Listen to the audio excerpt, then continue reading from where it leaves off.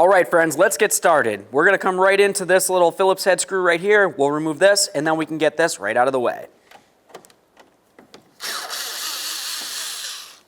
Set that aside. Now to pop this out of here, I'm going to use a plastic trim tool. I'm going to carefully get in between this area right here and just try to pull this forward. This is the reason why we had to slide it forward. This just kind of hooks right behind this area. Go ahead and grab right onto that, turn it counterclockwise, and inspect your bulb. Let's go ahead and grab onto this tab right here. We're going to give it a little squeeze. We can remove this.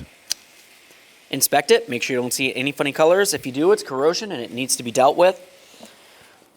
At this point, we can go ahead and take this, plug it right in. All right, listen for a click. Make sure it's secure. Now we can get ready to start sliding this into the vehicle. You're going to pay attention to this tab right here, which needs to go behind this area.